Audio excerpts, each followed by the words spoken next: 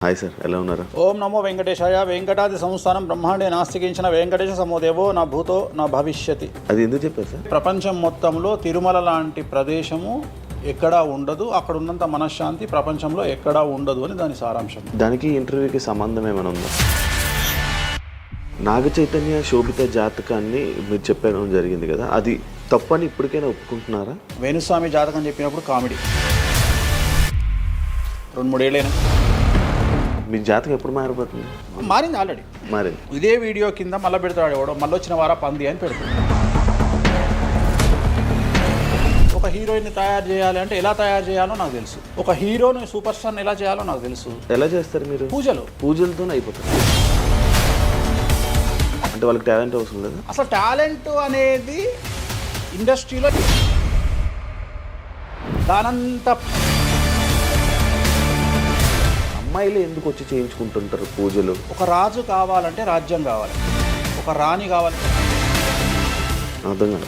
అమ్మాయిలకు బ్రెయిన్ కంటే కూడా వాళ్ళ సడన్గా ఇప్పుడు సెలబ్రిటీలు అందరూ బెట్టింగ్ యాప్లు ఇరుక్కుంటున్నారు. 2025 సంవత్సరంలో సెలబ్రిటీ అనే ప్రతి ఒక్కడు ఏదో సమస్య ఇరుకుతాడు. అది అల్లు అర్జున్తోనే స్టార్ట్ అయింది. రేపు పొద్దున ఈ 11 మంది కూడా. వేణుస్వామి గారు చేసిన తప్పులకి నలిగిపోతూ ఆయన మీద జరుగుతున్న ట్రోల్స్ తీయించడానికి లక్షలు ఖర్చు పెడుతున్నాడనే పబ్లిక్లో టాక్ అనేది నడుస్తుంది. నేను పిచ్చినా కొడుకునా, నేను ఆస్ట్రాలజీలో కానీ బ్రాహ్మణ్ కమ్యూనిటీలో కానీ నేను సన్నీ లియోను. నేను నా బట్టలు నేనే ఇప్పుకుంటా, నేను ఎవరిని ఇప్పనియా. ఒకవేళ నేను అండర్వేర్ ఉంటే అదన్నా లాగుదామని కూడా వస్తుండే, నేను అది కూడా ఇప్పేసిన.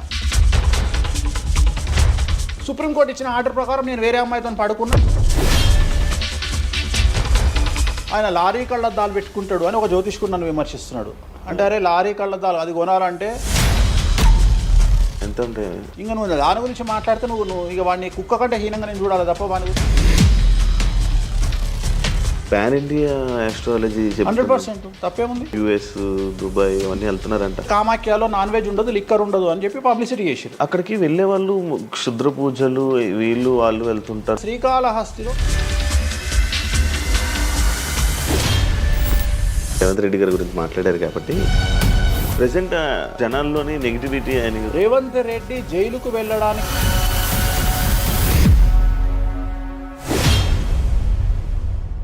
హాయ్ హలో నమస్తే, నేను మీ anchor Shiva. Welcome to Aiden Media. ఈరోజు మన ముందున్న గెస్ట్ ఆల్రెడీ ప్రోమో చూస్తే మీకు అర్థమైపోయి ఉంటుంది, మన వేణుస్వామి గారు ఈరోజు మనతో ఉన్నారు.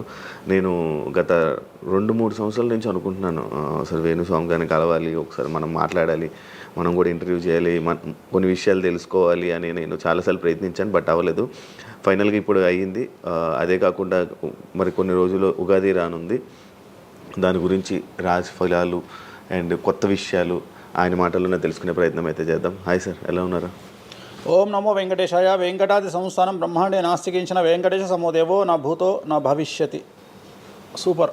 అది ఎందుకు చెప్పారు సార్? ఇప్పుడు వెంకటాది సంస్థానం బ్రహ్మాండే నాస్తికించిన వెంకటేశ సమోదేవో నా భూతో నా భవిష్యతి అంటే కలియుగ దైవమైనటువంటి ప్రోటోకాల్ దైవమైనటువంటి వెంకటేశ్వర స్వామి వారు లాంటి భగవంతుడు, దేవుడు ఇక రాడు, రాలేడు, రాబోడు.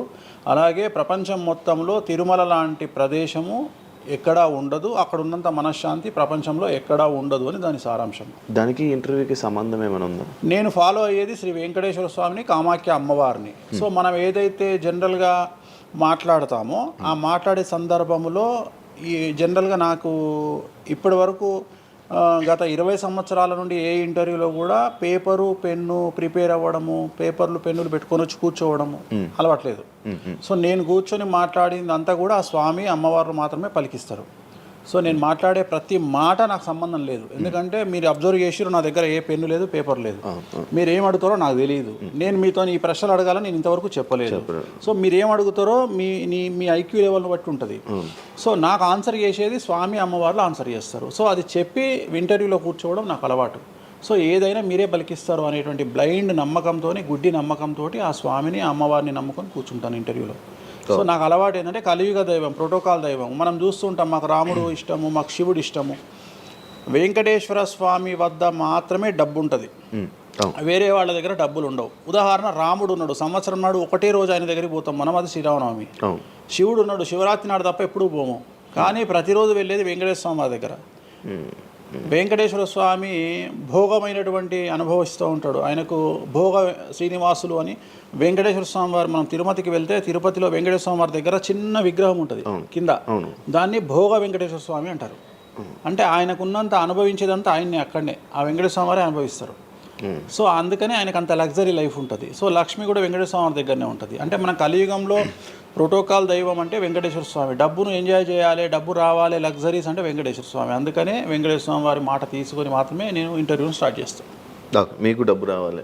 ఎవరికి? మీకు. నాకు డబ్బు వచ్చింది ఆల్రెడీ, ఎనఫ్. ఎలా వచ్చింది? ఎలా సంపాదించారు? సంపాదించాలనే కసి ఉంటుంది కాబట్టి సంపాదిస్తాం. అంటే నేను ఎలా నమ్ముతా అంటే, ఒక సామెత ఉంటుంది, వీడి జాతకమే బాగుంటే వీడి జాతకాలు ఎందుకు చెప్పుకుంటాడు. సో నా జాతకం బాగుంది అని ప్రూవ్ చేసుకోవడానికి the first ever astrologer range rover వాడేటువంటి జ్యోతిష్కుడు నేను ఒక్కనే ఇండియాలో. సో అన్ని లగ్జరీస్ లైఫ్లో ఎంజాయ్ చేస్తేనే వేరే వాడికి మనం మాట్లాడేటువంటి రైట్స్ ఉంటాయి అనేటువంటిది ఉద్దేశం నాది. ఓకే, ఎగ్జాంపుల్ చెప్తా. ఒక తండ్రి ఒక 10 ఫోటోలు, ఒక Tendulkar photo, Modi photo, Amit Shah photo, ఒక ప్రముఖ హీరోయిన్ నయనతార ఫోటో, లేకపోతే ఒక రేవంత్ రెడ్డి ఫోటో, చంద్రబాబు నాయుడు ఫోటో, ఇట్లన్నీ తీసుకెళ్ళి పెట్టి ఇంట్లోకి వెళ్ళి తన కొడుకును పిలిచి, ఈ ఫోటోల్లో నువ్వు ఎవరు కావాలనుకుంటున్నావు అని అడిగితే వాడు అక్కడ ఉన్నటువంటి ఫోటోల్లో ఏదో ఒక ఫోటో పిక్ చేసుకుంటాడు. కానీ ఏ కొడుకు కూడా నీలాగా కావాలనుకుంటున్నా నాన్న అని చెప్పాడు. ఆ సిగ్గు వీడికి ఉండదు, అలా పెంచగలిగినటువంటి తత్వం వీడికి ఉండదు. సో నేను ఆ టైపు కాదు. నా కూతురు కానీ నా కొడుకు కానీ నీలాగా పెరగాలి నాన్న, నీలాగా నేను ఒక రోల్ మోడల్ అయితే నాన్న అనిపించుకునేటువంటి పరిస్థితి ఉన్నది. మీ ఫోటో కూడా పెడతారు అక్కడ? పెట్టను, నేను అసలు పెట్టను. నా కూతురే ఇవన్నీ నాకు వద్దు అని ఇట్లా పక్కకు జరిపి నేను నీలాగా తయారవుతా అని చెప్తుంది నా కూతురు. So that is my aim. So aim కదా సక్సెస్. నేను ఇవాళ నా కూతురు నన్ను చూస్తే నా తండ్రి నాకు రోల్ మోడల్ అని చెప్తుంది. రోల్ మోడల్ అని చెప్పాలంటే అన్ని రకాలుగా ఉండాలి. మనము ఒక కూతుర్ని చూసుకునే విధానంలో ఉంటుంది, ఒక భార్యను చూసుకునే విధానంలో ఉంటుంది. అలాగే సామాజికంగా మనం మన కూతురికి ఏమి ఇస్తున్నామో, కొడుకుకి ఏమి ఇస్తున్నాము, సమాజంలోకి వాళ్ళని ఎట్లా వదులుతున్నాము అనేటువంటిది కూడా అది ముఖ్యమైనటువంటి విషయం. సో ఇవన్నిటికీ సంసిద్ధతను వ్యక్తం చేయాల్సినటువంటి పరిస్థితి, వీటిని తయారు చేయాల్సినటువంటి పరిస్థితి నా మీద ఉంటుంది. సో నన్ను ఫస్ట్ ఎవరు కూడా క్వశ్చన్ చేయడానికి వీలు లేదు. అంటే నా దగ్గరకు వచ్చేవాడు, వేణుస్వామి నీ జాతకం బాగుంటే నువ్వు జాతకాలు ఎందుకు చెప్పుకుంటావు. సో ఇప్పుడు నేను ఒక హీరోయిన్ని తయారు చేయాలి అంటే ఎలా తయారు చేయాలో నాకు తెలుసు. అంటే ఆమె జాతకంలో యోగం ఉంటే ఆమెను సూపర్ స్టార్ ఎలా చేయాలో నాకు తెలుసు, ఒక హీరోని సూపర్ స్టార్ని ఎలా చేయాలో నాకు తెలుసు. సో ఎలా చేస్తారు మీరు? పూజలతోనే అయిపోతారు. అంటే వాళ్ళకి టాలెంట్ అవసరం లేదు? వాళ్ళకి టాలెంట్ జాతకం ఉంటేనే అంటున్నా కదా, యోగం ఉంటేనే అవుతారు కదా. జాతకంలో ఉంటుందని ఉంటుంది, ఒకవేళ ఉన్నదని మనకు కనిపించింది. అవును, వాళ్ళకి ఒకవేళ టాలెంట్ లేకపోతే అసలు టాలెంట్ అనేది ఇండస్ట్రీలో ఎవరికీ ఉండదు. Practice makes perfect. ఓకే, దానంత పనికి మాలిన మాట ఇంకోటి లేదు. శివ రాగానే ఫస్ట్ ఇంటర్వ్యూలోనే ఇరగదీయడు. శివ 1వ ఇంటర్వ్యూకు, శివ 100వ ఇంటర్వ్యూకు నక్కకు నాగలో అనుకున్నంత తేడా ఉంటుంది. మరి శివ ఫస్ట్ ఇంటర్వ్యూలోనే టాలెంట్ ఇరగదీసిండా? Practice makes perfect. అంత ఛాన్స్ ఇవ్వట్లేదు కదా ఇప్పుడు ఇండస్ట్రీలో. ఎవరు ఇక్కడికి వచ్చి ప్రాక్టీస్ చేసుకుంటామంటే ఛాన్సులు రావట్లేదు కదా. ఆటోమేటిక్గా టాలెంట్ అనేది మనము ప్లే చేస్తున్న రోల్స్ను బట్టి వస్తుంది. డైరెక్ట్గా అల్లు అర్జున్ గంగోత్రి సినిమాలో చూసిన అల్లు అర్జున్కు, పుష్ప 3లో చూసిన అల్లు అర్జున్కు కోడిపిల్ల లెక్క కళ్ళు తిరిగి కింద పడతాం అందరం. ఆయన హావభావాలు కానీ, ఆయన ముఖవర్చస్సు కానీ, గంగోత్రి సినిమాలో ఉన్నటువంటి అల్లు అర్జున్కు, పుష్ప 3కి. మరి గంగోత్రిలోనే పుష్ప 3 లాగా ఎందుకు లేడు అల్లు అర్జున్ అంటే? మరి అప్పుడు టాలెంట్ లేదా? సో ఇక్కడ ప్రాక్టీస్ మేక్స్ పర్ఫెక్ట్. అంటే కొన్ని పనికి మాలినటువంటి మాటలు మాట్లాడేటువంటి ఎప్పుడో 50 ఏళ్ళ కింద సామెతలను తీసుకొచ్చి రుద్దే ప్రయత్నం చేస్తారు. సో ఇక్కడ టాలెంట్ అనేది పక్కన పెడదాం, అవకాశం ముఖ్యం. నువ్వు టాలెంట్ ప్రూవ్ చేసుకోవాలంటే అవకాశం ముఖ్యం. శివ అనేవాడు యాంకరింగ్లో తోపు తురుము అని ప్రూవ్ చేసుకోవాలంటే అవకాశం ముఖ్యం. అవకాశం లేకపోతే శివలో టాలెంట్ ఉండదు, ఆ టాలెంట్ డెవలప్మెంట్ ఉండదు. సో ఇక్కడ ఏంది అంటే అవకాశాలు రావడం కోసం మనం ప్రయత్నం చేస్తాం. ఒక సీఎం సీట్ ఎక్కడం కోసం సీఎం ఏం చేస్తాడు అని తెలవాలి అంటే సీట్ ఎక్కాలి. సీట్ ఎక్కిన తర్వాత సీఎంగా ఈయన పనికొస్తాడా రాడని డిసైడ్ అవుతుంది. అట్లనే ఒక అమ్మాయి హీరోయిన్ అయిన తర్వాత ఈ అమ్మాయికి అంత సీన్ ఉందా లేదా అనే విషయం తెలుస్తుంది.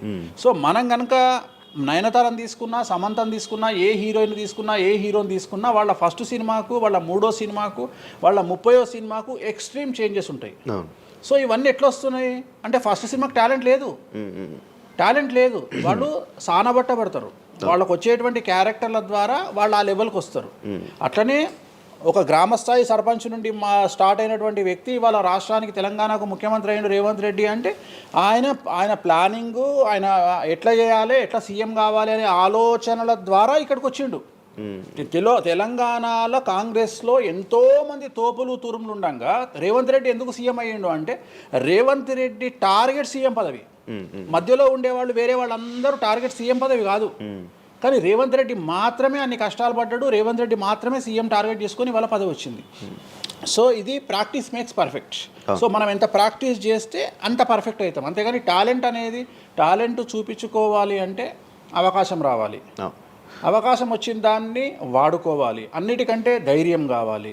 There is no development in comfortable zone. కలియుగంలో కంఫర్టబుల్ జోన్లో ఎప్పుడూ డెవలప్మెంట్ ఉండదు. తెలంగాణ రాష్ట్రంలో కాంగ్రెస్ పార్టీలో ఉన్నటువంటి వ్యక్తులను తీసుకుంటే ఒక రేవంత్ రెడ్డి మినహా ఎవరు కూడా జైలుకి వెళ్ళలేదు.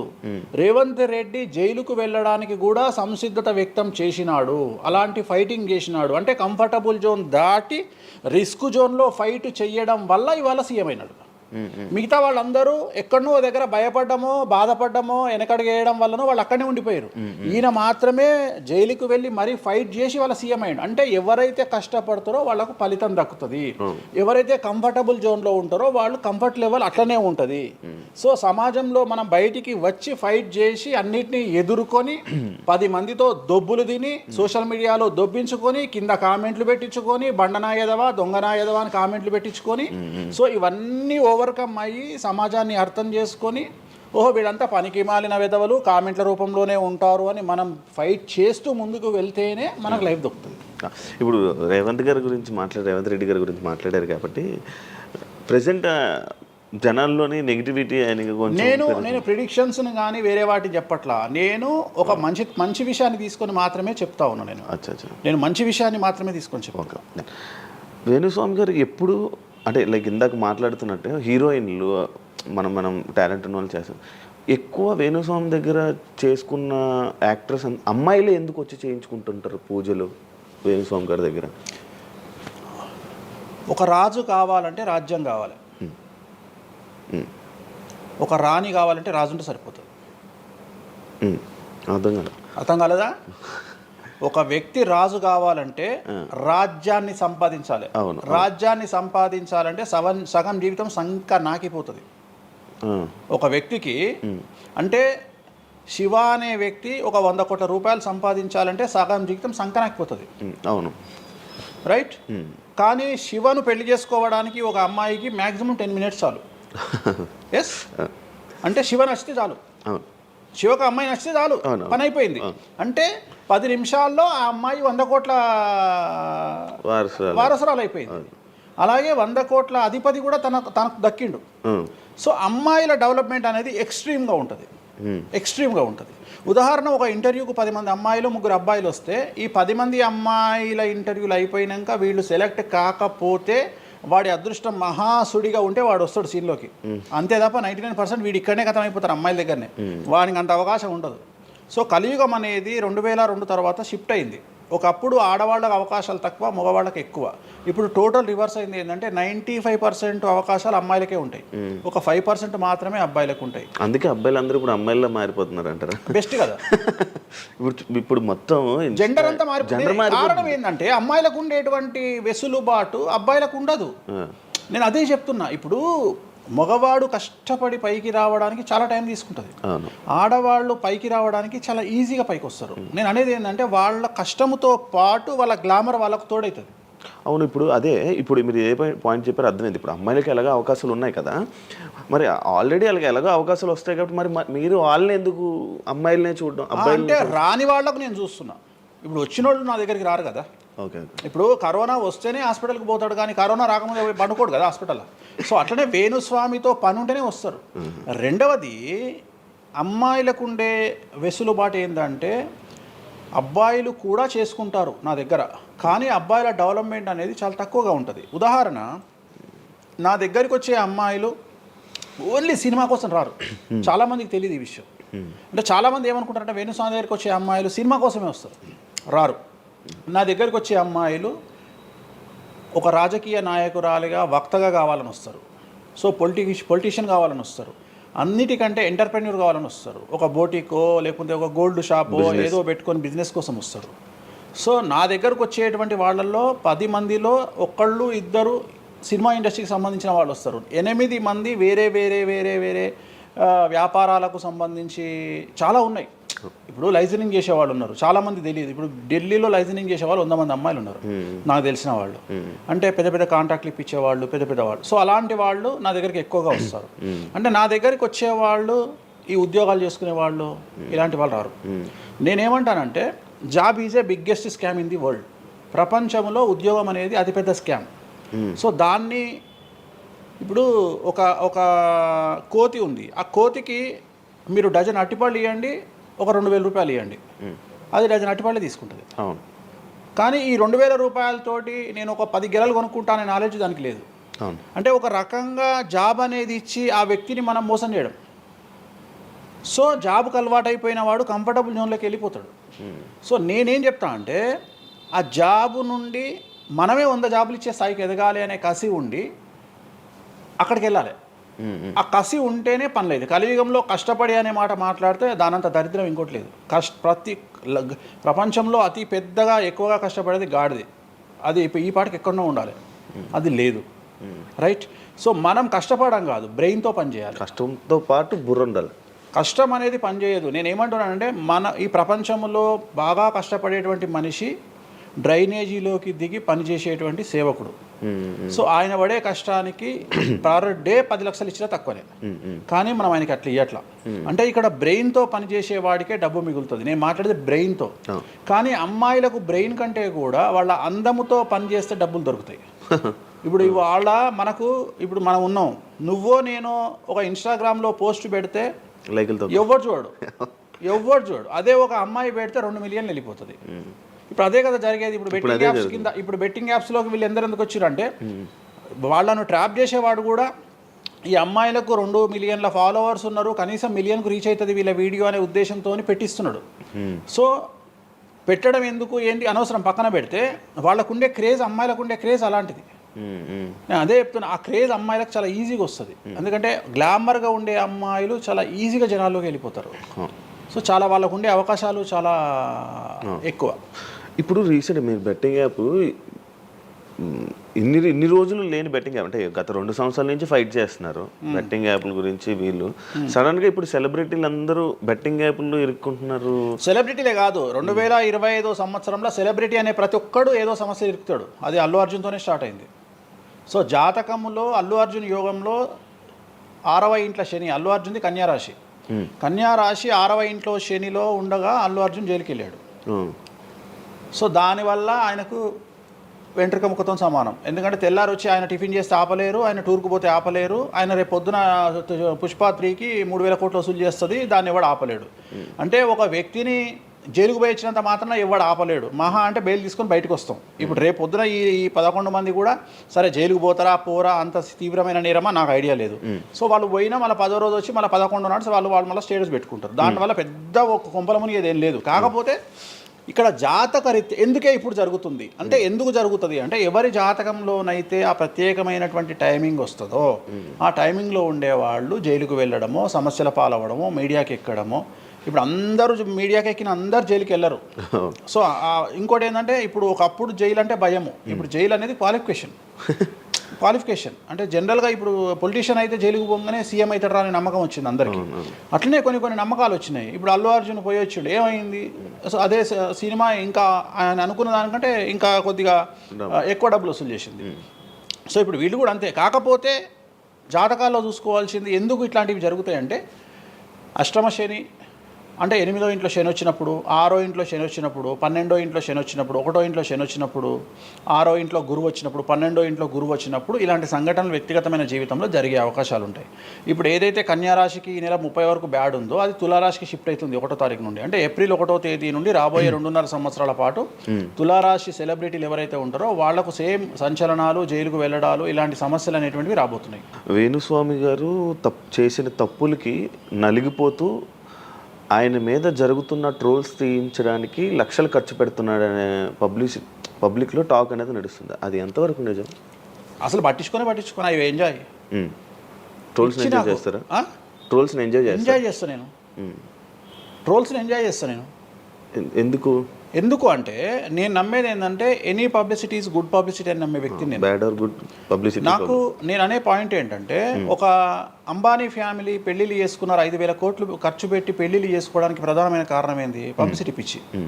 వేణుస్వామికి 500 కోట్ల పబ్లిసిటీ ఫ్రీగా వచ్చినప్పుడు ఎందుకు వద్దంటాడు? పిచ్చిన కొడుక వేణుస్వామి అన్నా? కాదు కదా. ఒక ప్రైమ్ టైంలో 7 గంటలకు నేను ఒక ఛానల్లో అరగంట షో కొనాలంటే నాకు కనీసం ₹1,00,000 అవుతుంది. నేను పిచ్చిన కొడుకునా? నాకు వచ్చే పబ్లిసిటీ ఎంత ఎక్స్ట్రీమ్ పబ్లిసిటీ వస్తుంది. నేను ఎప్పుడు బాధపడతా? నా లైఫ్ డిస్టర్బ్ అయినప్పుడు బాధపడతా, నా ఫైనాన్షియల్ రూట్ ఆగిపోయినప్పుడు బాధపడతా. ఇప్పుడు నేను 12వ సంవత్సరంలో సినిమా ఇండస్ట్రీకి వచ్చిన. నా కమాండింగే మీడియా, నా కమాండింగే సినిమా ఇండస్ట్రీ, నా కమాండింగే పొలిటికల్, నా commanding all aspects of life. అలాంటి నేను నా జాతకాన్ని అంటే ఏం తెలియకుండానే బ్లైండ్గా వచ్చి మీడియా ముందర మాట్లాడేసి దొబ్బులు తిని వెళ్ళిపోదాం అనుకుంటున్నా? అంటే నాకంటూ కొన్ని క్లారిఫికేషన్స్ ఉంటాయి కదా. ఇప్పుడు ఉదాహరణ, ఇప్పుడు ఒక వ్యక్తి మీద ఒక లీగల్ అలిగేషన్ వచ్చినప్పుడు వాడు యాంటిసిపేటరీ బెయిల్ తీసుకుందామా, లాయర్ను మాట్లాడుకుందామా, ఏం చేద్దాం అని ఆలోచిస్తాడు కదా. అట్లనే మనం అడవిలోకి వెళ్ళేటప్పుడు టైర్ పంక్చర్ అయితే ఏం చేస్తామని ఆలోచించుకుంటాం కదా. అట్లనే ఒక అడవిలో ట్రావెల్ చేసినప్పుడు మనం ఆలోచించుకొని ట్యాంక్ డీజిల్ ఫుల్ చేయించుకుంటాం కదా. సో అట్లా నాకు ఉండవు ఆలోచనలు. నేను ఆలోచించుకోకుండానే ఇలాంటి పనులు చేస్తున్నా. సో వేణుస్వామిని దెబ్బ కొట్టాలి అన్నా, ఎవరిని దెబ్బ కొట్టాలన్నా ఫైనాన్షియల్గా దెబ్బ కొట్టాలి. బట్ నేను అవకాశం అవతల వాడికి ఇయ్యాను. కారణం ఏంటంటే ఒక ఎలుకలాగానో ఒక పాములాగానో, ఒక ఎలుక కానీ పాము కానీ తన శత్రువుల దాడి నుండి బయటికి రావాలంటే 7 నుండి 8 బొక్కలు చేసుకుంటుంది ఒక హోల్లో. అంటే ఇటు రాడ్ పెడితే ఇటు వెళ్ళిపోతుంది, ఇటు రాడ్ పెడితే ఇటు వెళ్ళిపోతుంది. సో అట్లనే నేను ఒక 4-5 రకాల ఆర్థిక వనరులను ఏర్పాటు చేసుకున్నా. నా మెయిన్ ఇది కాదు. ఇది కాకుండా ఇంకా 4-5 రకాల ఆర్థిక వనరులను ఏర్పాటు చేసుకున్నా. ఈరోజు దుకాణం బంద్ చేయమంటే ఇదే క్షణంలో దుకాణం బంద్ చేసి కాలు మీద కాలేసుకొని నా పనులు నేను చేసుకుంటాను.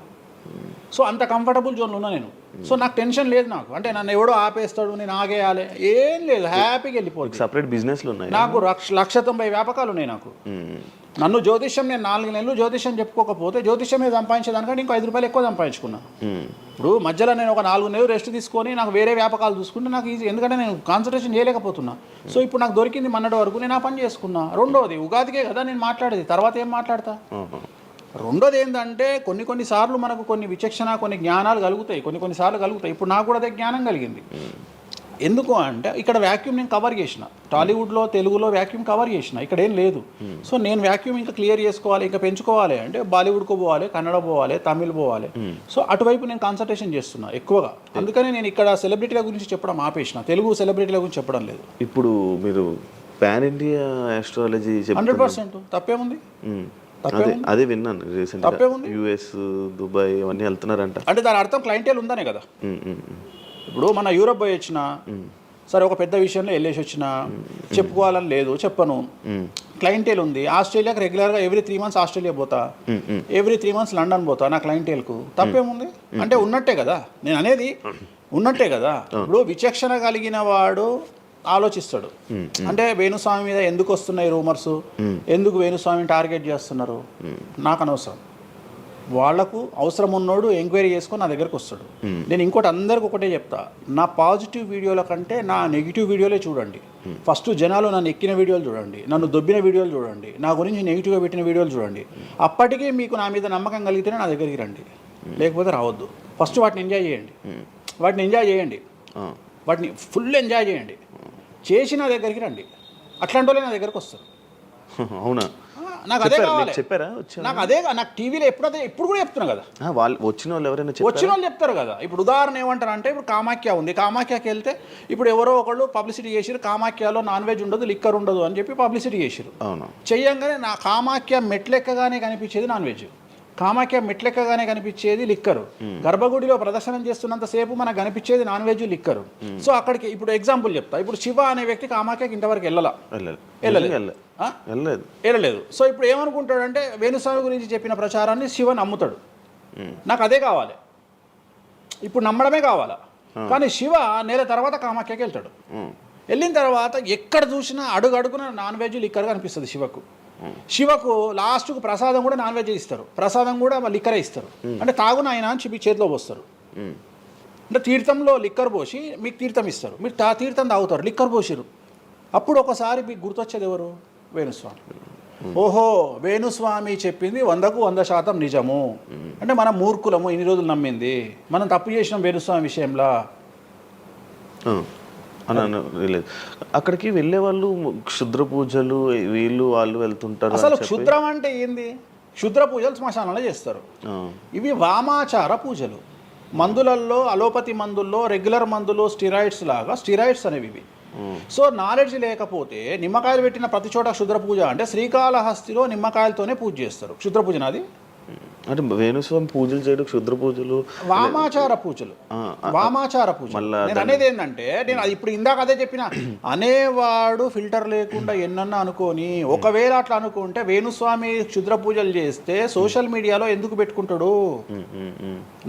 నా లైఫ్లో నేను చెప్పేది ఒకటే, నేను ఆస్ట్రాలజీలో కానీ బ్రాహ్మణ్ కమ్యూనిటీలో కానీ నేను సన్నీ లియోను. నేను నా బట్టలు నేనే ఇప్పుకుంటా, నేను ఎవ్వరిని ఇప్పనియ్యా, నా బట్టలు నేనే ఇప్పుకుంటా. నేను దొంగతనంగా ఇవాళ వరకు పూజ చేసినా, దొంగతనంగా చెయ్యలేదు. పైన పూజ అవుతుంది, మీరు కెమెరా తీసుకొని పోయి పెట్టుకోండి. నాన్ వెజ్ పెట్టిర్రు, లిక్కర్ పెట్టిర్రు, పైన పూజ అవుతుంది. సో మీ ఇష్టం వచ్చినవి తీసుకోండి. నేను శాస్త్రానికి విరుద్ధంగా చేస్తే అమ్మవారు నన్ను సర్వనాశనం చేస్తుంది. నాకెవడన్నా అడ్డొచ్చి అనవసరంగా అమ్మవారిని బద్నాం చేస్తే వాడు సర్వనాశనం అవుతాడు. Simple logic. ఇంట్లో పెద్ద ఏం లేదు, ఇంట్లో నేను పెద్ద గొప్పగా చెప్పుకునేదే లేదు. వామాచారాన్ని క్షుద్ర పూజలుగా భావించి మాట్లాడుకుంటే మీ కర్మ. ఇంకోటి, నేను ఎందుకు లైవ్లో పెడతా పూజలన్నీ? ఎందుకు పెడుతున్నా అంటే, నేను చేసేటి సక్రమమైనటువంటివి కాబట్టే పెడుతున్నా. ఇంకోటి, ఎక్స్ప్లోర్ చేసేవాడికి తెలుస్తాయి ఇవన్నీ. కామాఖ్య పోవాలంటే పోయేటప్పుడు 15,000, వచ్చేటప్పుడు 15,000, 30,000 రూపాయల ఫ్లైట్ టికెట్ ఎక్కి పోవాలి. ఒకప్పుడు 4,000 రూపాయల ఫ్లైట్ టికెట్ ఉంది వేణుస్వామి ప్రచారం చేయక ముందుకు. వారానికి ఒక్క ఫ్లైట్ ఉండే గౌహతికి. ఇవాళ ప్రతిరోజు పోవడానికి 3 ఫ్లైట్లు, రిటర్న్ రావడానికి 4 ఫ్లైట్లు వేణుస్వామి వల్ల ఏర్పడ్డాయి. ఇవాళ తెలుగు, మీరు కామాఖ్య టెంపుల్కి వెళ్తే ప్రతి 10 మందిలో 5 తెలుగు వాళ్ళే ఉంటారు, కర్ణాటక వాళ్ళు ఉంటారు, తమిళ వాళ్ళు ఉంటారు. సో ఇంత స్ప్రెడ్ అయింది కామాఖ్య. సో రెండవది, తెలియకుండా మాట్లాడే వాళ్ళ గురించి నేను మాట్లాడా, ఎక్స్ప్లోర్ చేసి మాట్లాడే వాళ్ళ గురించి నేను మాట్లాడతాను. మీరు కామాఖ్యకి వెళ్తే ఇప్పుడు గోవాలో ఏముంటుంది? మందు ఉంటుంది. ఉదాహరణ, బ్యాంకాక్ అనగానే ప్రతి నా కొడుకు మాట్లాడేది ఏంది? మసాజ్. హైదరాబాద్ కంటే గొప్పగా ఉంటుందా బ్యాంకాక్? నాకు తెలియదు. ఇండియా కంటే గొప్పగా ఉంటుందా బ్యాంకాక్? లేదు. మరి ఇప్పుడు అట్లాంటప్పుడు ఆడవాళ్ళు ఎందుకు పోతున్నారు? ఇప్పుడు బ్యాంకాక్కు ఆడవాళ్ళు విపరీతంగా పోతున్నారు. అంటే బ్యాంకాక్లో మసాజ్ కాకుండా బీచెస్, వైట్ శాండ్ బీచెస్ చాలా ఫేమస్, ఫ్రూట్స్ ఫేమస్, చెట్లు ఫేమస్, ఎంటర్టైన్ చేసే ప్లేసెస్ చాలా. అంటే మూర్ఖులు, నాలెడ్జ్ లేని వాళ్ళు బ్యాంకాక్ గురించి తప్పుగా మాట్లాడతారు. అట్లనే మన దగ్గర పెద్దాపురం ఉంది. పెద్దాపురం గురించి అదేనా ఇక దాని అర్థం? పెద్దాపురంలో బుట్ట భోజనం చాలా ఫేమస్. నేను ఎక్కడికి వెళ్ళిపోయాను. పెద్దాపురం అని ఉంది, బుట్ట భోజనం ఉంది. పెద్దాపురంలో బుట్ట భోజనం నాకు ఇష్టము, కొంతమందికి వేరే ఇష్టం. అంటే నేను అనేది ఏంటంటే, మీ ఇష్టం వచ్చినట్టు. ఇప్పుడు చిలకలూరుపేట అని పేరు, అంత మాత్రం తప్పు పడతామా? అంటే మూర్ఖపు వేదవాళ్ళు మాట్లాడే మాటలకు నేను తీసుకోవాల్సినటువంటి పని నాకు లేదు. రెండవది, కాదేది విమర్శకు అనర్హం. అంటే వేణుస్వామి దగ్గర విషయం ఉంది, వేణుస్వామి సెలబ్రిటీ కంటెంటు, లేదా వేణుస్వామిని ట్రోల్ చేసినా, వేణుస్వామిని తిట్టినా, వేణుస్వామి గురించి సబ్జెక్టు పెట్టినా, కనీసం మనకు ఒక వీడియోతోని ఒక 5 జీతాలు వెళ్తాయి అనేటువంటి నమ్మేటువంటి ప్రజల గురించి నేను మాట్లాడను. ఎందుకంటే నా వల్ల వాళ్ళ జీతాలు వెళ్తున్నప్పుడు నేను సంతోషపడతా. నా వల్ల జీతాలు వెళ్తున్నప్పుడు నేను ఎంత తిడితే నాకు అంత ఆనందం. ఎందుకంటే వేణుస్వామి మంచోడు అని చెబితే ఎవడు చూడడు. వేణుస్వామిని తిడితే 5 లక్షలు చూస్తారు. 5 లక్షలు అంటే కనీసం 30,000 రూపాయలు. అంటే నాకు తెలియదు సరిగా, ఒక జీతం వెళ్ళిపోతుంది కదా. సో నేను అనే పాయింట్ ఏంటంటే, నన్ను తిడితే నేను అసలు బాధపడను, నన్ను తిడితే నేను సంతోషపడతా. కారణం ఏంటంటే, అట్లీస్ట్ ఆ వీడియోతోని నన్ను ఒక 1000 మంది అన్న గుర్తుపడతారు. ఇప్పుడు ఆస్ట్రాలజీ పరంగా నాకు ఉండే గుర్తింపు నాకు ఉంది, నేను కాదనను. కానీ ఇంకా నా గుర్తింపు నేను పెంచుకోవాలంటే ఎట్లా పెంచుకుంటా, నాతో అయిపోయింది. ఇంతకంటే నేను ఏం చేయలేను. ఇక నేను మ్యాక్సిమం చేసేసిన ఆస్ట్రాలజీలో. ఇప్పుడు వేణుస్వామి అంటే సౌత్ ఇండియాలో వేణుస్వామి అనగానే ఆస్ట్రాలజీ పేరు వస్తుంది, ఆస్ట్రాలజీ అనగానే వేణుస్వామి వస్తుంది. ఎవడు అవునన్నా కాదన్నా నేనే మార్గదర్శకం, దీంట్లో అనుమానమే లేదు. కానీ ఇంతకంటే నాకు ఇంకేదో కావాలి అంటే నేను డబ్బులు, ఇప్పుడు మీరు నా దగ్గరకు వచ్చిర్రు, ఎక్కడైనా నా నేమ్ ప్లేట్ మీరు చూసిరా? చూడలేదు. నా ఫోటో కనిపిస్తుందా మీకు నా ఆఫీస్లో? లేదు. అది నా రేంజ్, అది నా రేంజ్. నాకు విజిటింగ్ కార్డు ఉండదు, నాకు విజిటింగ్ కార్డు ఉండదు, నాకు నేమ్ ప్లేట్ ఉండదు, నాకు నా ఫోటో ఉండదు ఎక్కడ. అమ్మవారి ఫోటోలు, వెంకటేశ్వర ఫోటోలు తప్ప నా పర్సనల్ ఫోటోలు నేను ఎక్కడ పెట్టుకోను. మీరు నన్ను వేణుస్వామి కాదు ఎల్లయ్య అన్న నేను యాక్సెప్ట్ చేస్తాను. ఒకవేళ ఒకరోజు యాంకరింగ్లో ఒక ఆమె ఏం చేసిందంటే, అమ్మాయి ఇంటర్వ్యూ చేయబోతూ వేణుస్వామి కాకుండా ఏదో కొత్త పేరు చెప్పింది, కొత్త పేరు చెప్పి భయపడ్డది. అంటే నేను ఫ్లోలో చెప్పేసి భయపడ్డది. స్వామి తప్పు చెప్పినా అంటే నీ ఇష్టం వచ్చిన పేరు చెప్పుకోపో అన్న. జనాలకైతే నేను వేణుస్వామి అని తెలుసు కదా. ఇప్పుడు వేణుస్వామి బొమ్మేసి పుల్లయ్య అంటే అయితే వేణుస్వామి అనుకుంటారు కదా జనాలు. నేను అనేది అది. సో నాకు ఎంత విమర్శ చేస్తే ఐఎమ్ ఫీల్ హ్యాపీ. అంటే మీ గురించి మీరు అంత క్రియేట్, జనాల్లో అందరికీ తెలుసు, అంత ఉంది ఆల్రెడీ. నేను మౌత్ పబ్లిసిటీని నమ్ముతా. మౌత్. రెండవది సింపుల్ లాజిక్. తెలుగు జనాలు అంత పిచ్చోళ్ళ, ఎక్కడ ఎవరి గురించి నెగిటివ్ పడుతుంది, ఏం పడుతుంది, ఎందుకు పడుతుంది, దీని వెనకాల ఏం జరుగుతుంది అని ఆలోచించలేనంత చవటలో నేను అనుకోను. ప్రతి యాడ్ను క్షుణ్ణంగా పరిశీలిస్తారు, ప్రతి టీవీలో టెలికాస్ట్ అయ్యే ప్రతిదీ క్షుణ్ణంగా పరిశీలిస్తారు, దీని వెనక వీళ్ళ మోటో ఏంది అనేది కూడా ఆలోచిస్తారు. సో చాలా సింపుల్గా అనలైజ్ చేస్తారు. సో అంత మాత్రాన నాకు వచ్చేదేముంది, జనాలు ఒకటి నన్ను విమర్శించేవాడికి లేదా నన్ను శత్రువుగా భావించేవాడు ఆ 2 రోజులు మంది ఎక్కువ తాగుతాడు, 2 పెగ్గులు, అంతకుమించి వాడు వీకేది ఏం లేదు. రెగ్యులర్గా తాగే మందు కంటే 2 పెగ్గులు ఎక్కువ తాగుతాడు, 2 ముక్కలు ఎక్కువ తింటాడు, ఎందుకంటే అబ్బా వేణుస్వామికి ఏదో అయిపోయింది అని. కానీ అంతకుమించి జరిగేది ఏముంటుంది, వేణుస్వామి మర్డర్ చేసినా, మానభంగం చేసినా రాజ్యాంగానికి అతీతంగా లోపలికి పోతాడు. అది కాకుండా 19(1) ప్రకారమే ఎవరికైతే జనాలకు స్వేచ్ఛ మాట్లాడే హక్కు ఉందో దాన్ని బేస్ చేసుకుని వేణుస్వామి మాట్లాడతాడు తప్ప వేణుస్వామి రాజ్యాంగాన్ని మీరి ప్రవర్తించేటువంటి పరిస్థితి లేదు. రాజ్యాంగానికి లోబడి ప్రవర్తిస్తాడు. సో ఆర్టికల్ స్పీచ్ 19(1) ప్రకారమే మాట్లాడతాడు. దీంట్లో ఎటువంటి సమస్యలు లేదు. నా వృత్తి ఆస్ట్రాలజీ, సో పర్ఫెక్ట్గా మాట్లాడుకుంటా. కానీ నా గురించి నెగిటివ్గా మాట్లాడే వాళ్ళు ఎప్పుడు కూడా నా శ్రేయోభిలాషలే, ఎందుకంటే వాళ్ళు నా స్థాయిని పెంచుతూ ఉన్నారు కాబట్టి నేను వాళ్ళని ఎప్పుడూ శత్రువులుగా భావించను. వేణుస్వామి గారితో డేంజర్ అంటే మిగతా కొంతమంది బ్రాహ్మణ లైక్ పంతులు కానీ వీళ్ళు కానీ చెప్పేది ఇది, వేణుస్వామి గారి డేంజరు, ఆయన్ని ఒకవేళ ఏమైనా అంటే మళ్ళీ ఆయన పూజలు చేసి మనం నాశనం అయిపోయేలా ఇది కూడా ఆయన చేయగలడు, పవర్స్ ఉన్నాయి. నమ్ముతున్నట్టే కదా, అంటే నాకు వర్తుందనే కదా. అలా అర్థం కాదు, వర్తున్నట్టే కదా. ఇప్పుడు వర్త్ లేకపోతే ఫీల్ కావాలి, భయపడుతున్నారంటే నమ్ముతున్నట్టే కదా. సబ్జెక్ట్ ఉందని నమ్ముతున్నారు కదా. ఓకే ఓకే, పవర్స్ ఉన్నాయి, పవర్స్ నమ్ముతున్నారంటే సబ్జెక్టే కదా. అది తప్పేం లేదే దాంట్లో, దాని తప్పేం లేదు కదా. అంటే నా దగ్గర పవర్స్ నమ్ముతున్నారు కదా, ఇట్ ఈస్ ప్రూవ్డ్ కదా. నేను అనే పాయింట్ ఏంటంటే, నేనేదో జనాల్ని ఉద్ధరిస్తా, నేనేదో జనాలకు పూజలు చేసి వాళ్ళను మంచి చేస్తా అనుకున్నప్పుడు ఫస్ట్ అడిగే క్వశ్చన్ ఏంటంటే, రేపు ఇచ్చినాయాలా నీకు వచ్చిన సమస్యల్ని క్లియర్ చేసుకోరా అంటారు ఫస్ట్. మరి నా సమస్యలను క్లియర్ చేసుకుంటా కదా, లాజికా కాదా? చేస్తారా నిజంగా? నేను అడిగే పాయింట్ మీకు అర్థం కాలా? అర్థమైంది. నేను చెప్తున్నది ఒకటి, నీకు అర్థమవుతున్నది ఏమంటున్నా. నాకు న్యాయపరమైన చిక్కు వచ్చినప్పుడు దాని నుండి బయటపడడానికి నేను పూజలు చేసుకుంటానా, చేసుకోనా? మరి వాటి ద్వారానే కదా నేను జనాలకి. ఇప్పుడు నీకేదన్నా ప్రాబ్లం వచ్చి రేపు పొద్దున వేణుస్వామి గారు నాకు ఈ సమస్య వచ్చింది అంటే సమస్య మీరు ఎప్పుడు నమ్ముతారు? నన్ను మీరు చేశాక అది మీరు నేను బయటపడ్డప్పుడు నమ్ముతారు. అదే మీ సమస్యల నుంచి మీరు బయటపడ్డాక జనాలు నమ్ముతారు. అర్థమైంది. బట్టతల పెట్టుకొని నేను వెంట్రుకలు మొలిపిస్తాను టీవీలో యాడ్ ఇస్తే అమనాబూతులు తిడతారు, అరే నీకే గుండు మీద ఎంటికలు లేవు నువ్వేం మొలికిస్తావురా అని. అట్లనే నేను కూడా నా స్టామినా ఏందో జనాలకు తెలియజెప్పాలి అంటే నేను నా సమస్యల నుండి బయటపడ్డప్పుడే కదా ఎదుటి వ్యక్తికి చేసే రైట్స్ నాకు ఉంటాయని చెప్తున్నా. అంటే ఇప్పుడు మీకు వచ్చిన సమస్యల నుంచి మీరు బయటపడ్డానికి మీకు మీరే పూజ చేసుకున్నారు. ఎందుకు చేసుకో? నా జాతకాన్ని నేను విశ్లేషించుకుంటా కదా. నాకు వచ్చే సమస్య నేను అనుకోను, బట్ నేను సమస్యలు వస్తే వాటిని క్లియర్ చేసుకోవడానికి నాకుండే రెమెడీస్ నాకు ఉంటాయి కదా. మీరు చేశారు ఆ పూజల్లో ఎవరైనా నష్టపోయారా? ఎవరిని నేను అనేది ఏంటంటే మనం బాగుండాలని కోరుకుంటాం. ఇంకోటి ఏంటంటే ఫస్ట్ నేను శత్రువుగా భావించాలి కదా. నేను అంత దూరం ఆలోచించాను. నేను ఎదుటి వ్యక్తిని శత్రువుగా ఎప్పుడు భావిస్తా అంటే వ్యక్తిగతంగా వచ్చి నన్ను కొట్టినప్పుడు నేను భావిస్తా. అంటే నా గురించి చెడుగా మాట్లాడడం అనేది నాకు శత్రువు కాదు, ఎందుకంటే వాళ్ళ వృత్తి అది. బోల్డ్ మంది మాట్లాడతారు అందరితో, అందరూ శత్రువులు. నేను అదే అంటున్నా. ఇప్పుడు ఇదే వీడియో కింద మళ్ళీ పెడతాడు ఎవడో, మళ్ళీ వచ్చిన వారా పంది అని పెడతాడు. ఇప్పుడు నేను వాడిని వాడిని ఇల్లు ఎత్తుక్కుంటూ పోవాలా నేను? వాడిని ఇల్లు నాకు కనీసం లక్షల్లో క్లయింటేల్ ఉంటుంది. ఈ వీడియో కింద తిడితే తిడితే ఒక 10 మంది తిడతారు. ఈ 10 మంది అలవాటు అయిపోయి, అలవాటు కాదు, కలియుగ ధర్మము. నేను చాలా ప్రాక్టికల్గా ఉంటా. నేను చాలా లేకపోతే ఎంత దమ్ము ఉంటే ధనిష్టల నేను వచ్చి మందు తాగుతా, నాన్ వెజ్ పెడతా అని చెప్పుకోవాలంటే చాలా విషయం ఉండాలి, మామూలు విషయం కాదు. ఈ కమ్యూనిటీలో తట్టుకోవాలి. అందుకనే నేనేమంటున్నా, ఒక బ్రాహ్మడు అనగానే ఇప్పుడు ఉదాహరణ ఒక పెద్ద పూజారు ఉన్నాడు ఏ గుడికి, ఆ పెద్ద పూజారిని టార్గెట్ చేయాలంటే ఫస్ట్ టార్గెట్ చేసేది నాన్ వెజ్ తింటాడు, లిక్కర్ ముట్టుకుంటాడు అని చెప్తారు. అందుకని నేనే నా బట్టలు ఇప్పేసుకుంటున్నా, అవకాశం లేదు అంటే నేను ఆల్మోస్ట్ అండర్వేర్తో సహా అన్ని ఇప్పేసిన. ఒకవేళ నేను అండర్వేర్ ఉంటే అదే అన్న లాగుదామని ఎవడో వస్తుండే, నేను అది కూడా ఇప్పేసిన. ఇంకేముంది నా నాయన నన్ను ఇప్పడానికి? నా దగ్గర ఏం లేదు కదా. ఇప్పుడు నువ్వేమైనా కొత్తవి చూపిస్తే ఏం చూపిస్తావు? నువ్వేం చూపిస్తావు? సుప్రీంకోర్టు ఇచ్చిన ఆర్డర్ ప్రకారం నేను వేరే అమ్మాయితో పడుకున్నా, అమ్మాయితో ఇష్టంతో పడుకుంటే అది కూడా నాకేం తప్పు లేదు. ఇంకా నువ్వు నాకు ఏం చూపిస్తావు? నేను ఎప్పుడన్నా సామాజికానికి వ్యతిరేకంగా చేసినప్పుడు, శాస్త్రానికి వ్యతిరేకంగా చేసినప్పుడు నువ్వు నా గురించి వ్యతిరేకంగా చూపిస్తావు. అంతే తప్ప నా దగ్గర ఏమున్నాయని చూపిస్తావు. నేను చచ్చే వరకు చూపించలేవు.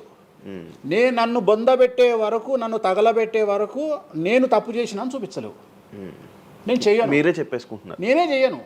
నేను ఇప్పుడు పైసలు లేనివాడు, పైసలు పోగొట్టుకున్నవాడు బెట్టింగ్లోకి పోతాడు. లేదా ఇప్పుడు కొత్త వ్యవహారాలు ఉన్నాయి. ఒకడేమో నిధులు దొరుకుతాయని పోతాడు, ఒకడేమో రైస్ పుల్లర్ అని పోతాడు.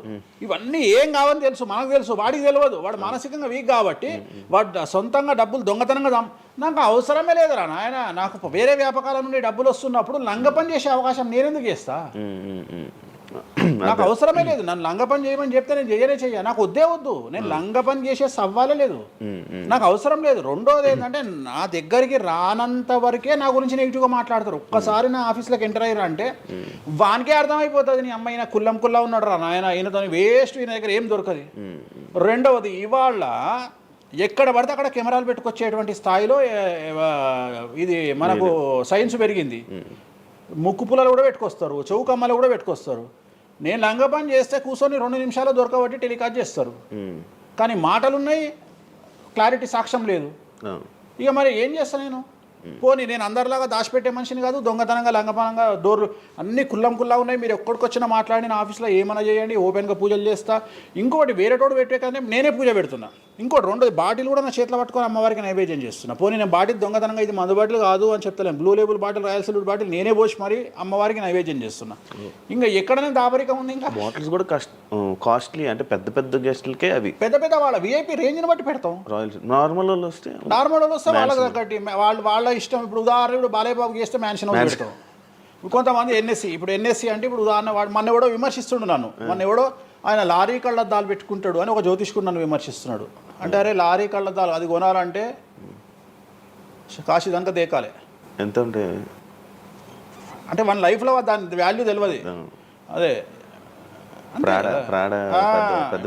కుక్కకి ఏం తెలుసు కుసుమపు వాసన, నెయ్యి గురించి ఏం తెలుసు కుక్క కంటే? వాడు ఏదో మాట్లాడతాడు. వాడు మాట్లాడినప్పుడు నేను వాడి మీద పీటీ చూపిస్తా. అరే నా కళ్ళద్దాల గురించి మాట్లాడుతున్నాడు, ఆ కళ్ళద్దాలు నీ జీవితంలో చేతులు కూడా పట్టుకొని చూడలేవురా నువ్వు. ఇంకా నువ్వు దాని గురించి మాట్లాడితే నువ్వు ఇక వాడిని కుక్క కంటే హీనంగా నేను చూడాలి తప్ప వాని గురించి వాని మీద నేను సింపతి చూపిస్తా తప్ప నేను కోపానికి ఎందుకు వస్తా?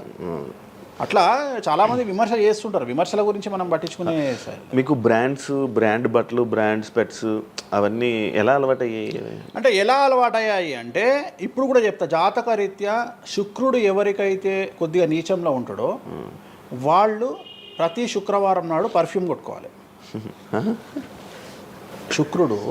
శుక్రుడు అంటే లగ్జరీస్. ఓకే, శుక్రుడు జాతకంలో శుక్రుడు గ్రహం నేను మాట్లాడేది. శుక్రగ్రహం వీక్ ఉన్నప్పుడు ప్రతి శుక్రవారం నాడు పర్ఫ్యూమ్ కొట్టుకోవాలి. అండ్ ఒక పెగ్గు 30 ml కాచేయాలి. తాగుమని చెప్తే వేణుస్వామి చెప్పిండు కదా అని ఒక ఉద్యమంలాగా తాగొద్దు. ఒక 30 ml స్కాచ్ తాగాలి. అట్లా ఒక 3 నెలలు చేసిన తర్వాత డెవలప్మెంట్ ఏందో మీకే కనిపిస్తుంది. డెవలప్మెంట్ ఏందో మీకే కనిపిస్తుంది. మళ్ళీ వేణుస్వామి మందు తాగేమన్నాడు అని కాంట్రవర్సీ కావచ్చు. డాక్టర్లే చెప్తారు, 30 ml తాగితే హార్ట్కి మంచిది, బీపీకి మంచిది అని చెప్తారు. కానీ డాక్టర్ల పేరు అడ్డం పెట్టుకొని కుంభాలు తాగుతారనే భయానికి డాక్టర్లు చెప్పరు, ఆపేశారు. 30 ml అనేది చాలా మంచిది. బట్ నేను రోజు తాగమంటలేను. శుక్రవారం నాడు మాత్రమే, అది కూడా శుక్రుడు నీచంలో ఉంటే, శుక్రుడు 6వ ఇంట్లో, 12వ ఇంట్లో, 8వ ఇంట్లో ఉన్న, శుక్రుడి మీద శని దృష్టి ఉన్న జాతకరీత్యా మీరు శుక్రవారం నాడు 30 ml పెగ్గు తాగండి నైటు. అది కూడా ఫ్యామిలీతోని మహమ్మద్ రఫీ పాటలు పెట్టుకొని, ఏఆర్ రెహమాన్ పాటలు పెట్టుకొని, ఇళయరాజా పాటలు పెట్టుకొని ఆ పెగ్గు తాగి ఆ పాటలు ఎంజాయ్ చేసి పండుకోండి హ్యాపీగా. సో మీ లైఫ్ ఎట్లుంటుందో చూడండి. నేను మాట్లాడేది వ్యాపారమో ఇతర ఉద్యోగం చేసే వాళ్ళ గురించి కాదు. ప్రత్యేకించి 100 రూపాయల దగ్గర 1,00,000 రూపాయలు సంపాదించగలిగి రియల్ ఎస్టేట్ వ్యాపారులు, వ్యాపారస్తులు, పొలిటీషియన్స్, పెద్ద పెద్ద వాళ్ళ గురించి మాట్లాడుతున్నా. టీచర్లు, అటెండర్ల గురించి నేను మాట్లాడతలేను. టీచర్ ఎంత తాగినా తాగుడు మిగులుతుంది తప్ప పైసలు రావు, ఎందుకంటే ఆయన జీతం అంతే కాబట్టి. సో ఎక్కడైతే పెరగడానికి ఆస్కారం ఉంటుందో వాళ్ళ గురించి మాట్లాడుతున్నా. సో ఇది కూడా మంచిది రెమెడీ. సో ఇలాంటి రెమెడీలు చెప్పాలంటే వేణుస్వామి చెప్తాడు కానీ వేరేటోడు చెప్పాడు. ఎందుకంటే వాడికి భయం, మందు తాగమంటే తప్పు. అరే మందు తాగమంటే తప్పు అయితే మందు యాడ్ ఎందుకు వస్తుంది, మందు ఎందుకు తయారు చేస్తారు? సో ఇదన్నీ అందుకనే దేశ కాలమాన పరిస్థితి. కసినో తీసుకుపోయి గోవాలో పెడితేనేమో లీగలు, హైదరాబాద్లో పెడితే ఇల్లీగలు. సో నేను దేశ కాలమాన పరిస్థితులు అందుకనే చెప్తున్నా. దేశ పరిస్థితులు అంటే గోవాలో యాక్సెప్ట్ గేమింగ్ యాక్ట్, ఇండియా హైదరాబాద్లో యాక్సెప్ట్ కాదు. సో అదే చెప్తున్నా. ఒక దగ్గర విడాకులు అనేవి ఇండియాలో కష్టము, అమెరికాలో ఈజీ. అమెరికాలో 10 విడాకులు తీసుకున్నా ఎవడు పట్టించుకోడు. సో ఇవన్నీ కామన్. ఒకప్పుడు ఒక పెళ్లి చేసుకో, రెండో పెళ్లి అనేది చాలా పెద్ద విషయం. ఇవాళ తెలుగు సమాజం కానీ ఎంత గొప్పదైపోయిందంటే 5వ పెళ్లికి కూడా శుభమా అంటూ 5వ పెళ్లి అంటున్నారు. కాబట్టి చాలా వైడ్ రేంజ్ ఆఫ్ థింకింగ్ అనేది మారిపోయింది. కాబట్టి వేణుస్వామి కూడా మారిండు అంటే సింపుల్, అంతే, ఏం లేదు. ఇనయ మీ ఫ్రెండే ఇనయ ఫ్రెండ్ అనే పదం తప్పు కదా. ఫాలోవర్స్ ఉంటున్నా, నా క్లయింట్లు ఉంటారు, నా క్లయింట్లు ఉంటారు, అంతేగాని. తనకి బాయ్ ఫ్రెండ్ రీసెంట్గా బాయ్ ఫ్రెండ్ వచ్చి బ్రేకప్ అయింది కదా, మరి మీరు చెప్పలేదా తనకి? ఇలా నాకు సంబంధం లేదు. మీ దగ్గర కూడా పూజ చేయించుకున్నారు కదా మీ దగ్గర. నేను పూజ చేసింది ఆమె పర్సనల్ ఇష్యూ కోసం కాదు కదా. నేను ఆమె పూజ చేసింది సినిమా కోసం చేసినా. ఇప్పుడు రాజాసార్లు ఆమె చేస్తుంది కదా, ప్రభాస్ సినిమాలో ఆమె యాక్టింగ్ చేస్తుంది. అంతవరకు నా దగ్గరికి 190 మంది వస్తారు కదా, వాళ్ళ గురించి వ్యక్తిగతంగా వాళ్ళని కంటిన్యూగా ఉండేది నాకు లేదు. నాగ చైతన్య శోభిత జాతకాన్ని మీరు చెప్పడం జరిగింది కదా, అది తప్పని ఇప్పటికైనా ఒప్పుకుంటున్నారా? టైం విల్ డిసైడ్ అండి ఏదైనా కానీ. నేను జాతకాలు చెప్తా, పర్సనల్గా నాకు ఎవరి మీద ఏ కోపాలు ఉండవు. వేణుస్వామి జాతకం చెప్పినప్పుడు కామెడీ, 2-3 ఏళ్ళు అయినాక సీరియస్. సో నేను నమ్మింది నేను చెప్పిన, సింపుల్. ఓకే. సెలబ్రిటీ జాతకాలు వేణుస్వామి చెప్పి కలకల్లాడిన వేణుస్వామి ఈ మధ్య సెలబ్రిటీ నుంచి కొంచెం రావడం కానీ విజిటింగ్ కొంచెం తక్కువ అయ్యి డౌన్ అయ్యింది అంటున్నారు, నిజమా? అది పెరిగింది. కాకపోతే ఇంతకు ముందులాగా పబ్లిక్లో పెట్టట్లేదు. ఓకే, నేను పెట్టట్లేదు. ఓకే, దిష్టి అని కాదు, నేను పెట్టట్లేదు. అవసరం లేదు, ఆ స్థాయి దాటిపోయినా అనుకుంటున్నా. అంటే పబ్లిసిటీ చేసే స్థాయి దాటిపోయినా అనుకుంటున్నా. ఓకే, పబ్లిసిటీ స్టంట్లు ఎందుకులే లోపల. ఇప్పుడు నేను అనేది ఏంటంటే, ఒక టీవీ ఛానల్ బ్రేకింగ్ న్యూస్ ఇచ్చి, ఉదాహరణ TV9 గురించి మాట్లాడుకుందాం. 2002-2000 సంవత్సరంలో స్టార్ట్ అయిన టీవీ ఛానల్ బ్రేకింగ్ న్యూస్ కోసము తన స్టాండర్డ్స్ క్రియేట్ చేయడం వరకే తన ప్రయత్నం తను చేస్తుంది.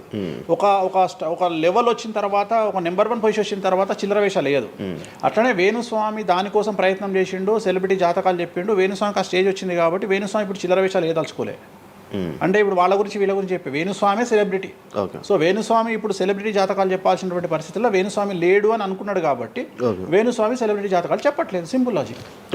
నాకు కావాల్సిన పబ్లిసిటీ కంటే ఎక్కువ వచ్చింది, ఇంకేం చేసుకుంటా నేను? నాకు ఎక్కువ ఎక్స్ట్రీమ్ వస్తుంది, నాకు వద్దు. ఇప్పుడు వేరే వాళ్ళు ఉన్నారు, వాళ్ళు చెప్పుకుంటున్నారు. ఇప్పుడు నేను స్లో చేసినప్పటి నుండి ఆగస్టు నుండి మీరు యూట్యూబ్ చెక్ చేస్తే వేరే జ్యోతిష్కులు వేసుకుంటారు అంతే. ఇప్పుడు వేరే జ్యోతిష్కులు కంటిన్యూగా పోతున్నారు, సినిమా హీరోల గురించి చెప్తున్నారు, పొలిటీషియన్ల గురించి చెప్తున్నారు. నేను తమ్మునేలు చూస్తుంటా కదా, విపరీతంగా చెప్పుకుంటారు. మీ నుంచే స్టార్ట్ చేశారు. నేను అదే చెప్తున్నా. కానీ నేను చెప్తే మనోభావాలు దెబ్బతింటాయి, కానీ వాళ్ళు చెప్తే తినవు. ఎందుకంటే నాకున్న స్ట్రైక్ రేట్ అట్లాంటిది. మీరు వైరల్ కంటెంట్. ఎస్, అదే చెప్తున్నాను నేను. ఇంకా ఆ రేంజ్కి వచ్చినా కాబట్టి నేను చెప్పదలుచుకోలే, వదిలేసిన. అంటే ఈ రేంజ్ రావడం కోసం చెప్పినా. ఎందుకు చెప్పొద్దు? రేంజ్ వచ్చి వదిలేసిన.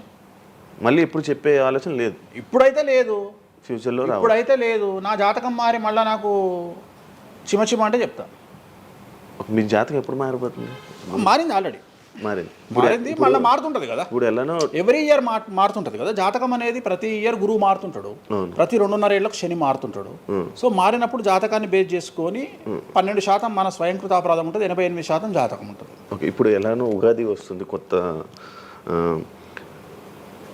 ఈ ఇయర్ రాశి ఫలాలు ఎలా ఉండబోతున్నాయి ఏంటి చెప్తారు? ఈ సంవత్సరము వచ్చేటువంటి సంవత్సరం పేరు యాక్చువల్గా మనకు యుగాది అనేది రూపాంతరంగా మారి ఉగాది అయింది. యాక్చువల్గా యుగాది యుగాది యుగాది అది ఉగాదిగా మారింది. ఈ సంవత్సరము పేరు శ్రీ విశ్వ వసునామ సంవత్సరము. ఈ సంవత్సరానికి అధిపతి రవి అంటే సూర్యుడు. సో ఈ సంవత్సరము ఎలా ఉండబోతుంది ఓవరాల్ సంవత్సరము అంటే, రవి అంటే రాజు, రాజకీయాలు, పబ్లిసిటీ, ఈ మూడు రవి కమాండ్ చేస్తాడు.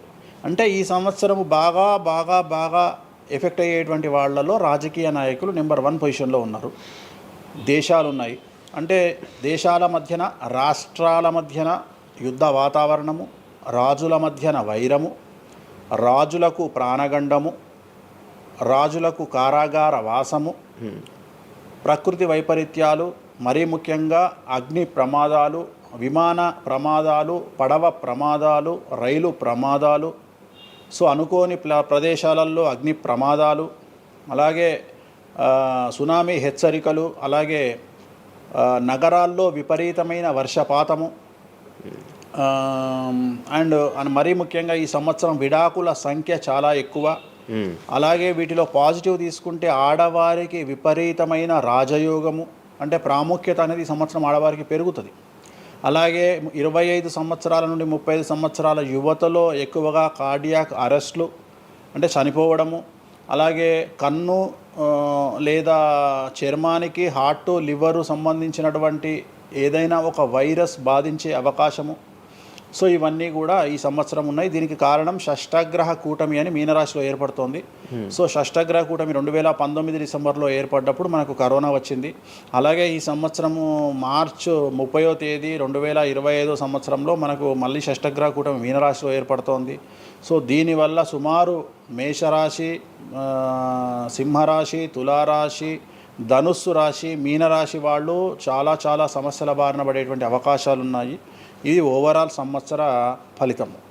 ఇక మేషాది మీనరాశిలో ద్వాదశ రాశులు కనుక తీసుకున్నట్టయితే, మేషరాశి గురించి తీసుకుంటే, మేషరాశికి ఎవరైతే 1995 నుండి 2003 మధ్యన జన్మించి ఉన్నారో వాళ్ళందరికీ ఈ సంవత్సరము 2వసారి ఏలినాటి శని ప్రారంభమవుతూ ఉంది. సో 2వసారి ఏలినాటి శని అనేది చాలా డేంజరు.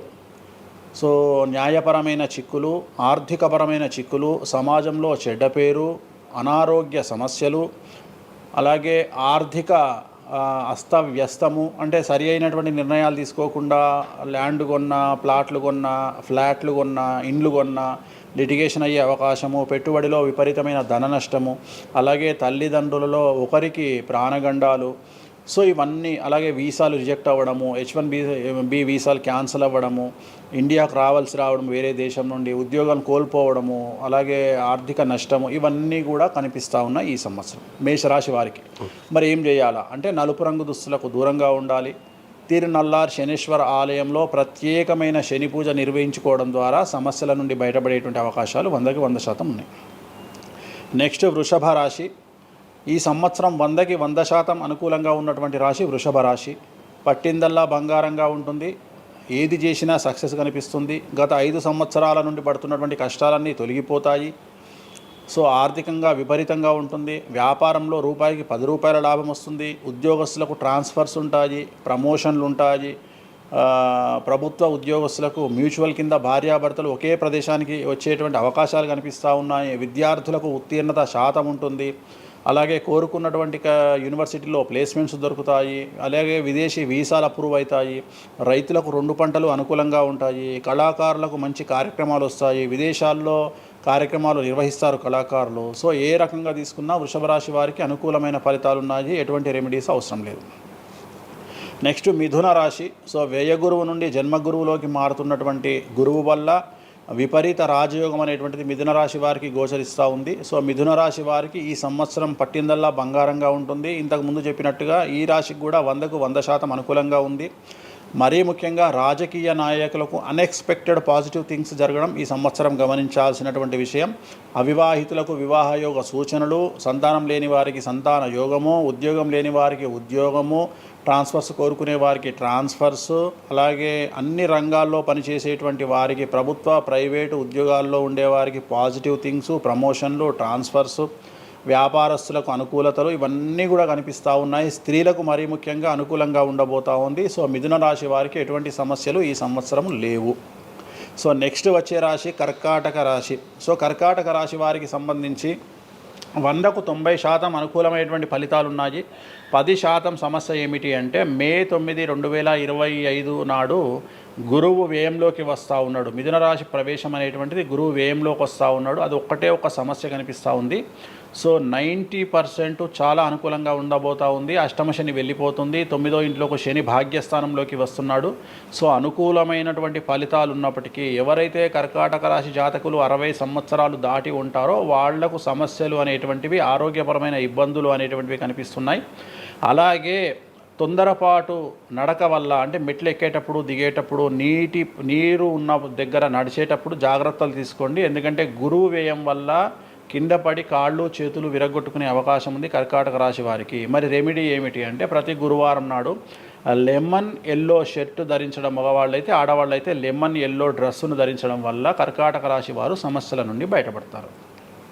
నెక్స్ట్ సింహరాశి.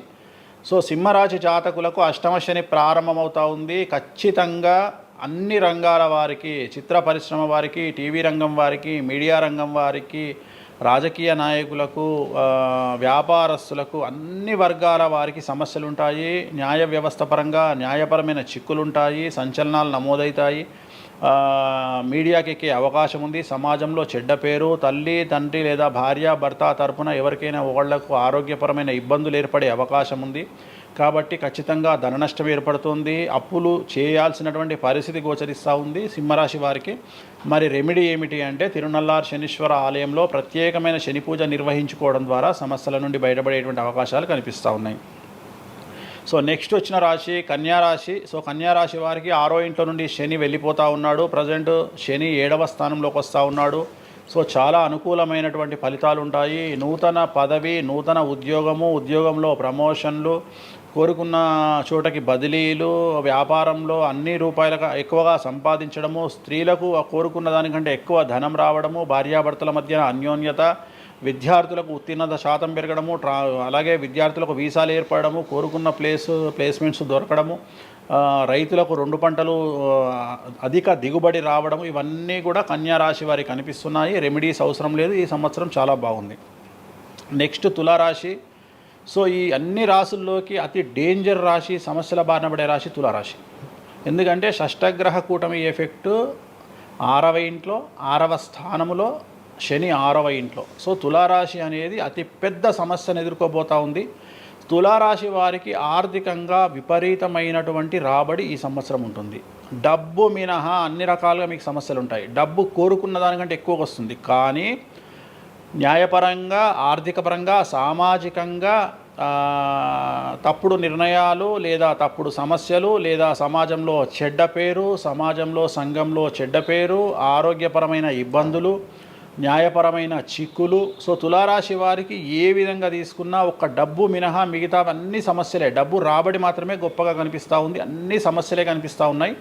తిరునల్లార్ శనీశ్వర ఆలయంలో ప్రత్యేకమైన శని పూజ నిర్వహించుకోవడం ద్వారా సమస్యల నుండి బయటపడతారు.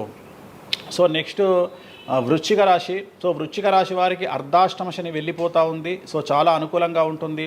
కళాకారులకు, సినిమా స్టార్స్కు, టీవీ వాళ్లకు, మీడియా వాళ్లకు చాలా అనుకూలంగా ఉండబోతూ ఉంది. రాజకీయ నాయకులకు విశేషించి యోగకాలంగా భావించాల్సి ఉంటుంది. విద్యార్థులకు ఉత్తీర్ణత శాతం పెరుగుతుంది, వీసాలు దొరుకుతాయి. అలాగే విదేశాలకు వెళ్ళే వారికి ఉద్యోగాలు దొరుకుతాయి. అలాగే ఉత్తీర్ణత శాతం పెరుగుతుంది. ప్రేమ వ్యవహారాలు ఫలిస్తాయి. భార్యాభర్తల మధ్యన అన్యోన్యత ఉంటుంది. అవివాహితులకు వివాహ సూచనలు ఉంటాయి. అలాగే సంతానం లేని వారికి సంతానం ఉంటుంది. సో వృశ్చిక రాశి వారికి అన్ని రంగాల, అన్ని వర్గాల వారికి పూర్తి అనుకూలతలు ఉంటాయి. రెమెడీస్ ఏమీ లేవు, నెగిటివ్స్ ఏమీ లేవు. సో నెక్స్ట్ ధనుస్సు రాశి. ధనుస్సు రాశి వారికి ఈ నెల మార్చి 30 ఉగాది నుండి అర్ధాష్టమ శని ప్రారంభమవుతూ ఉంది. సో కొన్ని సమస్యలు, ఆర్థికపరమైన ఇబ్బందులు ఉంటాయి. పెట్టుబడుల విషయంలో జాగ్రత్తగా ఉండండి. మరీ ముఖ్యంగా తల్లికి సంబంధించిన ఆరోగ్యం మిమ్మల్ని కలవరపెట్టవచ్చు. సో తల్లిగారి ఆరోగ్యం పట్ల జాగ్రత్తలు తీసుకోండి. అలాగే పెట్టుబడుల విషయంలో జాగ్రత్తలు తీసుకోండి. సమాజంలో చెడ్డ పేరు వచ్చే అవకాశం ఉంది కాబట్టి జాగ్రత్తగా ఉండండి. సో ధనుస్సు రాశి వారు తిరునల్లార్ శనీశ్వర ఆలయంలో ప్రత్యేకమైన శని పూజ నిర్వహించడం ద్వారా సమస్యల నుండి బయటపడతారు.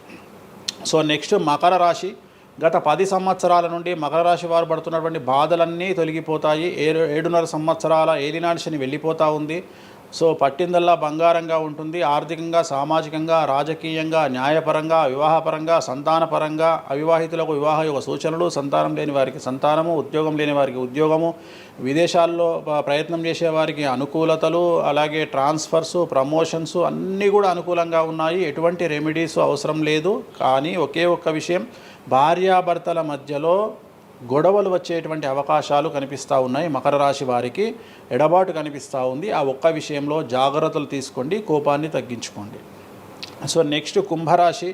కుంభరాశికి 2వ స్థానంలో షష్టగ్రహ కూటమి ఏర్పడుతోంది కాబట్టి ధన నష్టం అనేటువంటిది ఏర్పడబోతూ ఉంది. అతి పెద్ద ధన నష్టం మీరు పెట్టేటువంటి ఇన్వెస్ట్మెంట్ రూపంలో కావచ్చు, భూములు కొన్నా, ఇండ్లు కొన్నా, లేదా ఏదైనా వ్యాపారంలో పెట్టుబడి పెట్టినా చాలా తీవ్రమైన ధన నష్టాన్ని మీరు ఎదుర్కొనే అవకాశం ఉంది. కాబట్టి తొందరపాటు చర్యలు, తొందరపాటు నిర్ణయాలకు దూరంగా ఉండండి. నలుపు రంగు కార్లకు, నలుపు రంగు వస్తువులకు దూరంగా ఉండండి. తిరునల్లార్ శనీశ్వర ఆలయంలో ప్రత్యేకమైన శని పూజ నిర్వహించడం ద్వారా కుంభరాశి జాతకులు సమస్యల నుండి బయటపడతారు. ఇక చివరిదైనటువంటి రాశి మీనరాశి. మీనరాశి వారికి జన్మంలో అంటే మీనరాశిలోనే షష్టగ్రహ కూటమి ఏర్పడతా ఉంది. సో చాలా సంచలనాలు ఉంటాయి. నెగిటివ్సే కనిపిస్తూ ఉన్నాయి, పాజిటివ్స్ ఒక్కటి కూడా కనిపించడం లేదు. ఆర్థికంగా, న్యాయపరంగా, సామాజికంగా, ఆరోగ్యపరంగా, కుటుంబపరంగా అన్ని రకాల ఇబ్బందులు ఎదుర్కొంటారు. సంచలనాలు ఫేస్ చేయాల్సి వస్తుంది. కుటుంబంలో ఆరోగ్యపరమైన ఇబ్బందులు ఉంటాయి, ఆర్థికపరమైన నష్టాలు ఉంటాయి, భార్యాభర్తల మధ్యన గొడవలు ఉంటాయి, ఎడబాటుకు దారితీసే అవకాశం ఉంది. తల్లిదండ్రుల్లో వారికి ప్రాణగండం కనిపిస్తూ ఉంది. సో చాలా సమస్యలు మీనరాశి వారు ఫేస్ చేసే అవకాశం ఉంది. తిరునల్లార్ శనీశ్వర ఆలయంలో ప్రత్యేకమైన శని పూజ నిర్వహించడం ద్వారా ఈ సమస్యల నుండి బయటపడేటువంటి అవకాశాలు ప్రస్ఫుటంగా కనిపిస్తున్నాయి. ఇవి 12 రాశుల వివరాలు. స్వామి, ఇది మామూలుగా పంచాంగం చూసి చెప్తూ ఉంటారు, మీరు ఏం చూడకుండా ఇవన్నీ ఎప్పుడు నోటికి వస్తాయి కదా, ఇంకెందుకు? ఎవరెవరు ఎక్కడున్నారో తెలుసు కదా. అచ్చా. శని కుంభంలో ఉన్నాడు, మీనంలోకి వస్తున్నాడు ఈ నెల 30. ప్రజెంట్ వృషభంలో గురువు ఉన్నాడు, మే 9కి మిథునంలోకి వస్తున్నాడు. Practice makes perfect. రోజు ఒక్క జాతకం రాయడానికి, రోజు 100 జాతకాలు రాయడానికి చాలా తేడా ఉంటుంది కదా. చూసి ఉన్నాం కదా, పెద్ద అవసరం లేదు. టైం లేకుండా జాతకం చెప్పేవాడిని ఇండియాలో నేను ఒక్కడే.